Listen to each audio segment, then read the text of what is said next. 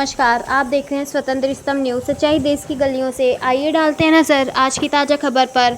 UP Amethi जनपद में SDM कार्यालय में महिला पत्रकार को धक्का देने का प्रयास।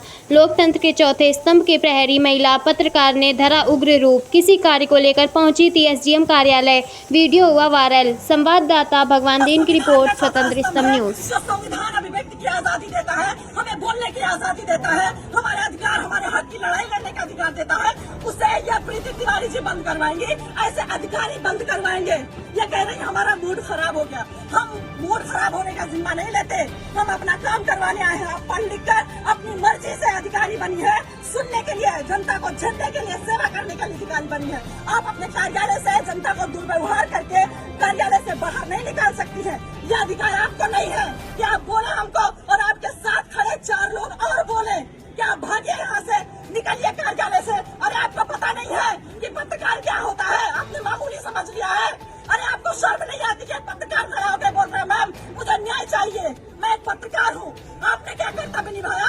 आप योगी जी को नहीं जानती, सरकार आदेश नहीं सुनती है कि पत्रकार जब किसी भी अधिकारी के पास जाए, कार्यालय जाए, प्रशासन के पास जाए, तो वो इज्जत दे, पत्रकार को मान सम्मान के साथ बिठाए और उसे पूरा ब्यौरा दे जिस बारे में जानकारी चाहिए पत्रकार को। आप सुनती नहीं है, आप मेरी आजादी छीनेंगी, आप मेरे बोलने की आजादी छीनेंगी।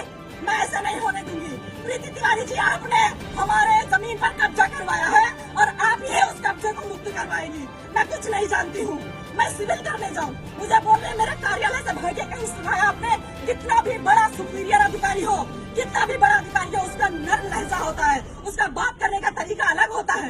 ये कहाँ से पढ़ लिख कर आई है, कैसे अधिकारी बन गई कि इनका मूड खराब हो जाता है एक पत्रकार के सवाल करने से।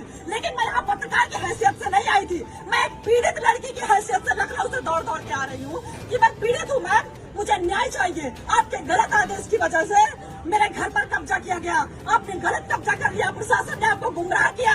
मैं बता रही हूँ, मेरी बात सुनने को तैयार नहीं। आप पहले बाहर जाइए, फिर मैं बात करूंगी। आप पहले बाहर जाइए, मेरा मूड खराब हो रहा है, मुझे गुस्सा आ रहा है, मुझे मेरा गुस्सा शांत करिए और मैं सब साक्ष्य दिखाऊंगी आपको। इनका जितना भी रवैया अंदर किया मेरे साथ, जितना भी, यह भूल गई कि मैं पत्रकार बता रही हूँ, लेकिन मैं तुम्हारा कुछ भी कर सकती हूँ। यह भूल गई, इनका सारा रवैया हमारे कैमरे में कैद है।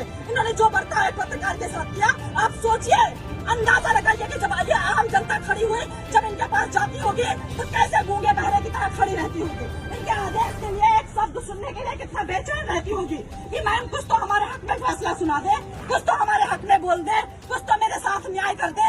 इस उम्मीद से जनता यहाँ पर खड़ी रहती है। और इन्होंने अभी कार्यालय का गेट बंद कर लिया और जब मैं परेशान हो गई, मुझे कार्यालय से बाहर निकाला गया, मुझे धक्का मारा गया, मेरे साथ दुर्व्यवहार किया गया, तब मैंने रिपोर्टिंग शुरू की, तब मैंने अपना कर्तव्य निभाया कि आज नहीं तो कभी नहीं।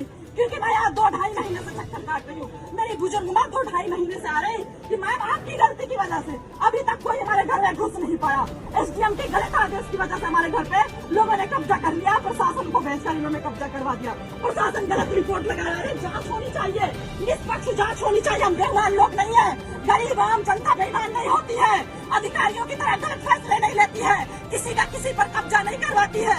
ये जो यहाँ पर आम जनता खड़ी है, ये बेईमान नहीं है, अपना खून पसीना बहाकर यहाँ पर लोग खड़े हुए हैं उम्मीद में कि हमें न्याय मिलेगा। एसडीएम के पास जाएंगे, लोग उम्मीद में रहते हैं एसडीएम साहिबा के पास जाएंगे और सुनाएंगे अपनी कहानी।